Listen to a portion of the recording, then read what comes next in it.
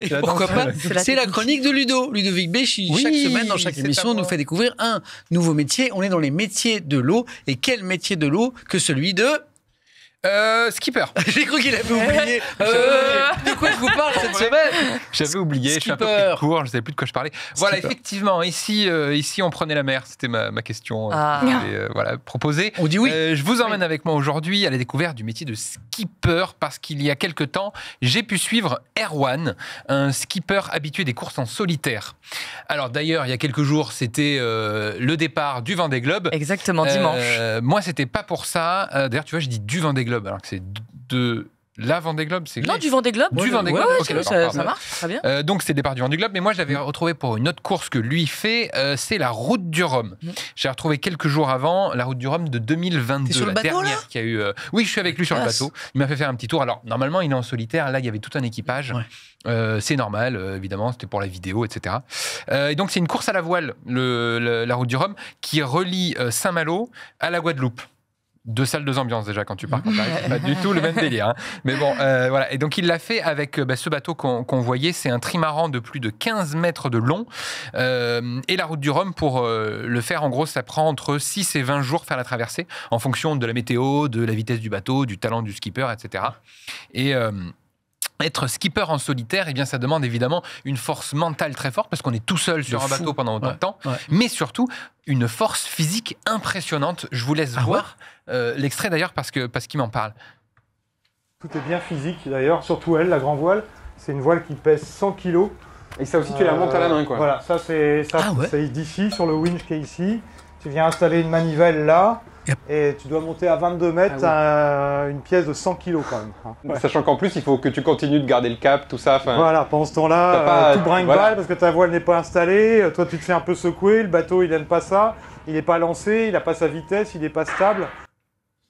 Comme le dit Psyll dans le chat, course à la voile sans voile, c'est plus compliqué. J'ai essayé, je suis resté sur place. Eh bien évidemment, ça marche. Attends, il bien. n'y a pas d'assistance électrique?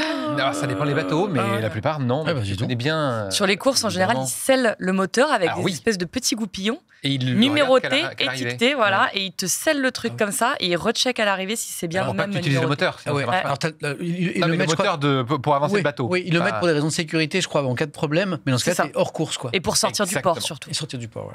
Voilà, c'est ça. Donc oui, c'est très physique. On est parti faire un tour en mer avec Erwan et pour le coup un équipage parce qu'il rentrait des qualifs de la Route du Rhum la veille, il était cassé, etc. Et donc Erwan, il m'a mis au défi de hisser la grande voile justement. Ah, la fameuse. Alors, je vous laisse voir le résultat. La GV pour les la GV, bien sûr, la GV. Et j'étais pas tout seul à le faire. Et déjà. Et la très grande voile, c'est la TGV. Excusez-moi. Pas mal. Let's go. Je vous laisse voir ça. Hein. Voilà. Ça fait les bras. Hein. Ouais. Oh la vache. Et encore, on est 2. Ah, ça a l'air épuisant. Allez, Ludo. Et il m'a fait le winch aussi. Oui. Et toi, tu fais ça tout seul. Ouais. Et parfois dans la tempête en plus. Ouais. Je sais pas comment tu fais. Ouais. Ouais, il répond que ouais.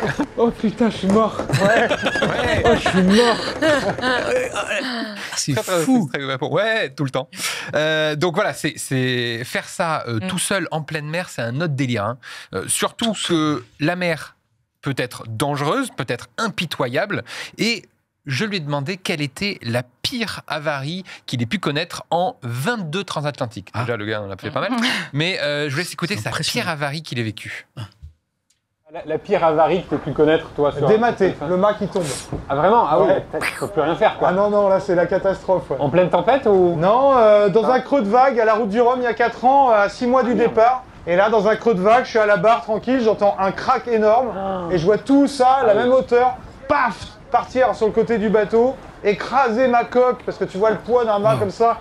Dès qu'il tombe sur une coque, il détruit ta coque, il peut détruire ton bateau en fait. Donc il faut larguer le mât au plus vite, couper les câbles, sortir les scies. Là j'avais les doigts en sang, je me suis coupé partout. Et donc couper tous les câbles au plus vite pour sauver ton bateau et laisser partir le mât. C'est un métier de fou dont tu nous parles là. Alors, c'est pour ça. C'est-à-dire que donc, physiquement, c'est une folie, c'est dangereux. Mentalement, tu te retrouves tout seul quand même au milieu de l'océan Atlantique. C'est hyper flippant. Et donc, moi, la grande question quand même que je me suis posée tout au long de cette journée, c'est pourquoi il s'inflige ça?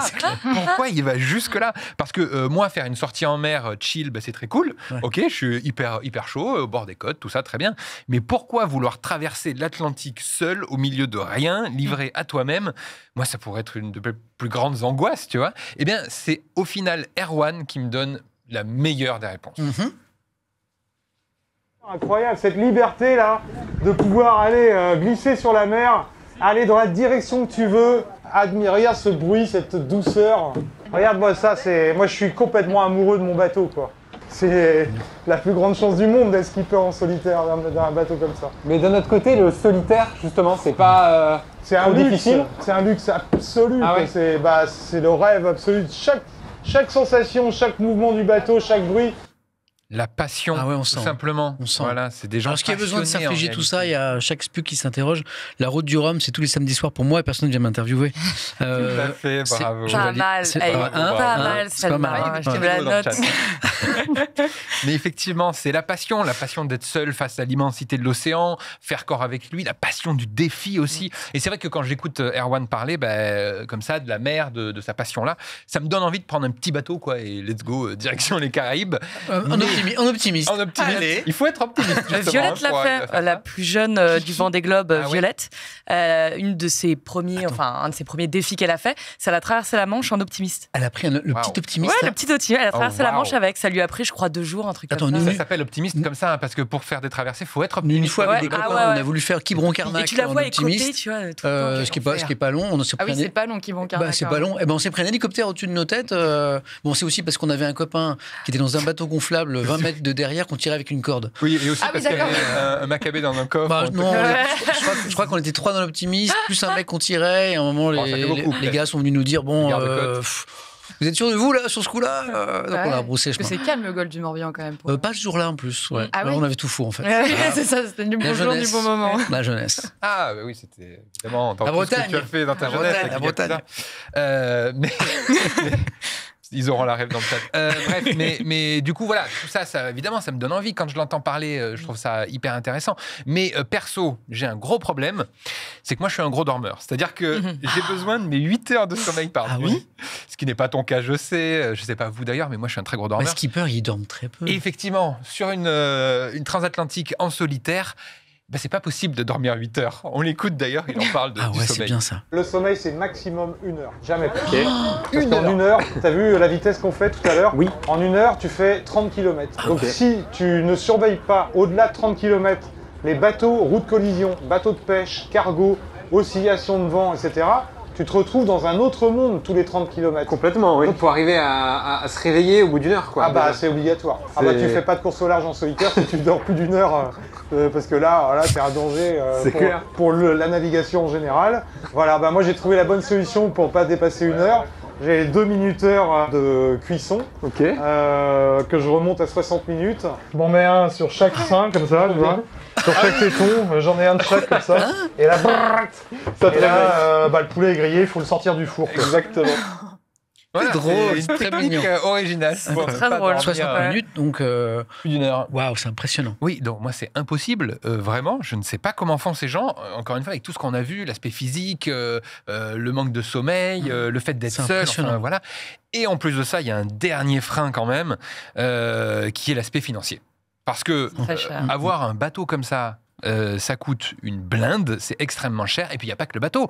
Erwan a toute une équipe pour préparer le bateau, préparer aussi Erwan, c'est-à-dire l'entraîner, suivre sa position pendant la course, bref, tout ça. Il y a besoin d'une écurie. Et d'ailleurs, tu nous confirmes, puisque tu as pu voir ça de près aussi. C'est ça, et pour donner un peu un ordre d'idée aux gens, parce qu'on aime bien les chiffres, un des bateaux les moins chers, entre guillemets, du Vendée Globe, on est sur 900 000 €. Super. C'est le moins cher qu'on puisse avoir en termes de... On est toujours sur plusieurs millions, voilà, pour donner vraiment un ordre d'idée aux gens. Et ça dépend évidemment de l'équipement, de l'ancienneté du bateau. Parfois, il y en a des neufs, il y en a qui en ont fait plusieurs. Il y a du matériel, il y a selon la personne qui est là, etc. Il y a plein de petits éléments qui rentrent en compte.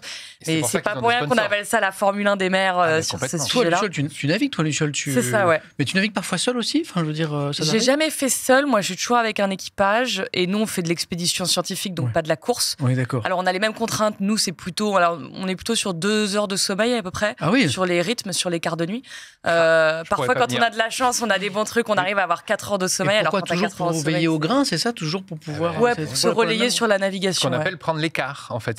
C'est quart de nuit, ouais. Voilà. J'ai l'impression que Margot navigue aussi, parce que tout à l'heure, tu semblais. Tu navigues un peu ? Non, je navigue pas, mais par contre, je connais bien le coin de Quiberon-Carnac. C'est pour ça, oui. D'accord, ok. Tout s'explique. Des étés, donc je vois très bien la navigation. C'est mon berceau. Il faudra qu'on parle de ça. Moi, j'ai passé des années, j'ai fait plein de bêtises là-bas. Stop, hop, on passe à autre chose. Mais donc, pour résumer, skipper en solitaire, c'est un métier qui est réservé à une élite quand même, pour que ce soit pour arriver à avoir les capacités de le faire, l'aspect financier, tout ça. Même si c'est pas vraiment un métier au final, parce que on peut pas en vivre à plein temps. Ah ouais. Donc même Erwan a un autre métier à côté. Les grands champions, bien sûr, il a un autre métier à côté entre les courses. Ah ouais. Ah non, c'est pas possible. Déjà, c'est tous les 4 ans. Ah bah, moi, j'apprends quelque chose. Enfin, je pensais que à ce niveau-là, les gars en vivaient, quoi. Non. Ouais, et même les grands navigateurs, Tabarly, etc. Soit ils faisaient des livres, soit médiatiquement ils étaient aussi payés pour ça. Mais être skipper en solitaire, ça permet pas d'en faire un métier. Parce que souvent Ludovic il pose la question aux gens mais combien on gagne. Là, il n'y a pas de réponse là. Et non, il n'y a pas de réponse. Mais t'es rémunéré selon les courses. Hein. Oui. Vendée Globe, t'es rémunéré parce que 3 mois d'immobilisation professionnelle, c'est bien sûr. Ça se passe pas comme ça, ouais. Mais bon, le problème, c'est tout le reste du temps, comment gagner sa vie avec ce métier, c'est toujours très compliqué.